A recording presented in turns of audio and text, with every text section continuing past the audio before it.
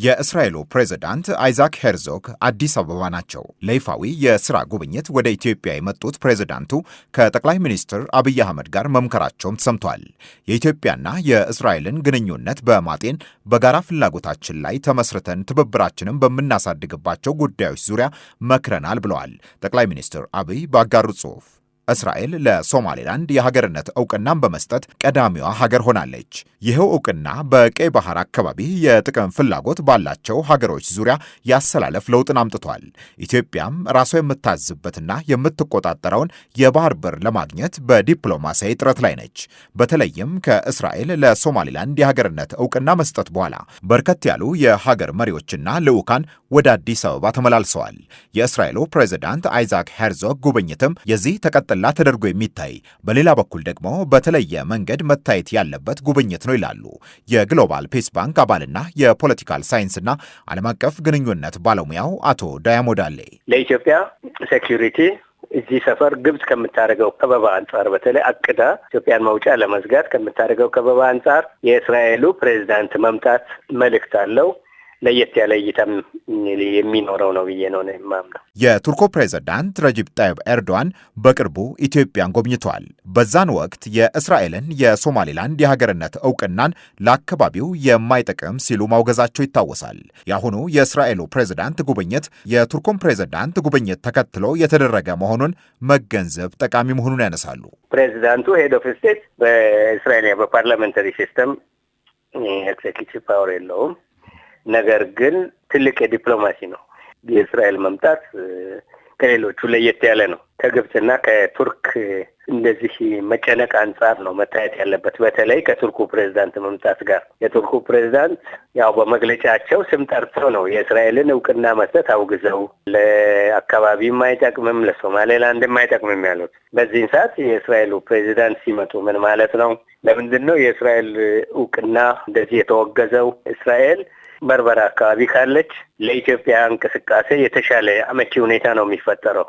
ያው ግልጽ ነው። የሶማሌ ውስጥ ግብጽና ቱርክ ጦር ካምፕ በመሰረቱበት ሁኔታ የሆነ ግጭት ውስጥ ብንገባ በሱዳን በኩልም ብንልም ሌላው ቀርሶ ጦር መሳሪያ የማስገባት እድላችን ለመዝጋት ነው ይሄ ሁሉ የነኛ ሀገሮች።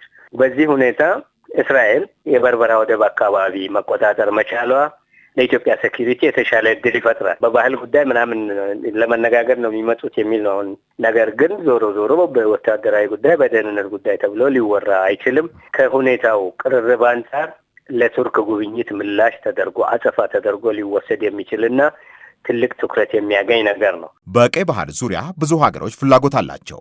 ግብጽ ኢትዮጵያን ከቀይ ባህር ለማራቅ አሁን ደግሞ እስራኤልን ለማሸሽ ስትል የአካባቢውን ነገር በትኩረት ትከታተለዋለች።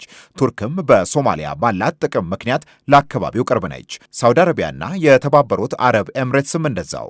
ለመሆኑ አሜሪካስ በአካባቢው ዙሪያ ያላት አቋም እንዴት ያለ ነው የሚል ሐሳብ ሲነሳ ይሰማል።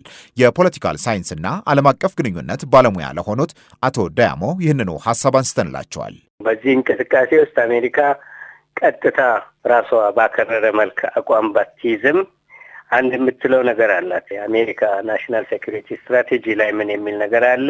በምንም ተአምር አሜሪካ በቀይ ባህር እና በኤደን ባህረ ሰላጤ ያ አካባቢ ጠላት በሆነ አገር እጅ እንዲወድቅ አንፈቅድም የሚል አላቸው።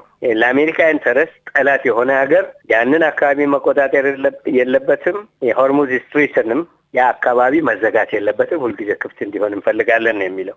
ከዚህ አንጻር የአሜሪካ ኢንተረስት በማን ነው ሊወከል የሚችለው ማለት እንችላለን። የአሜሪካ ኢንተረስት እርግጠኛ የሚሆኑት በዛው ስትራቴጂ ላይ እንዳሉት የእስራኤልን ሴኩሪቲ ሁልጊዜም ቅድሚያ እንሰጣለን ይላል እዛው ላይ።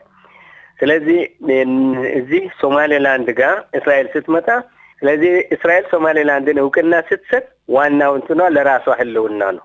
ወደ ቀይ ባህር መውጫ መንገዷ እንዳይዘጋ ነው። ያ ደግሞ በሌላ በኩል ለአሜሪካም የአሜሪካ ህልውና ጉዳይ ነው። ይሄን ቦታ ግብጽ ኢትዮጵያንም የማፈኛ መንገድ አድርጋ ስትጠቀመው ነበር። ግን አሁን የእስራኤልን መውጣት ለመከላከል ከእስራኤል ጋር ኮንፍሮንቴሽን ኦልሞስት አለ። አሜሪካን በመሻረክ አትሊስት የእስራኤል አማራጭ የመሆን ሙከራ እያደረገች ነበረ። ነገር ግን አሜሪካ አሁንም ለእስራኤል ቅድሚያ እንደምትሰጥ ታውቃለች። ስለዚህ ቱርክ ጋር አብራ ዋና ተዋናይ እዚህ አካባቢ በመሆን ላይ ያለችው ግብጽ ናት። በሌላ በኩል ግብጽ እስራኤል ወደ ቀይ ባህር ከቀረበች ወደ ስዊዝ ካናል የሚደረገውን እንቅስቃሴ ለመቆጣጠር አቅም ታገኛለች የሚል ስጋት እንዳለባትም አቶ ዳያሞ ያነሳሉ። ይህ ሁሉ ውስብስብ ፍላጎትና ባህሪ ያለው የአፍሪካ ቀንድና የቀይ ባህር ዙሪያ ፖለቲካ ኢትዮጵያን መስመሯን ጠብቃ ጥቅሟን ለማስጠበቅ በተጠና መንገድ የመጓዝ ግዴታ ውስጥ ያስገባታል ብለዋል። ቀዳሚ አገሮች እንግዲህ ግብጽና ቱርክ ናቸው በነይታ። ከነሱ ቀጥሎ ሳውዲ አረቢያ ናት። ያው ሳውዲ አረቢያም እስራኤል ላይ ነው ትኩረቱ። እስራኤል ሳይድ ደግሞ ፊት ለፊት ባይታወጅም ያው ዩናይትድ አረብ ኤምሬትስ አለች። ኢትዮጵያ ናሽናል ኢንተረስቷን እንግዲህ በዚህ መካከል የማስጠበቅ ዋና የሚመለከታት ሀገር ሆናለች ማለት ነው። አካባቢው ያለው ይህ ሁሉ ውስብስብ የጥቅም ፍላጎት የእስራኤሉ ፕሬዝዳንት አይዛክ ሄርዞግ በአዲስ አበባ መገኘታቸውን ብዙዎች በተለየ ዓይን እንዲመለከቱት ያደርጋል ብለዋል።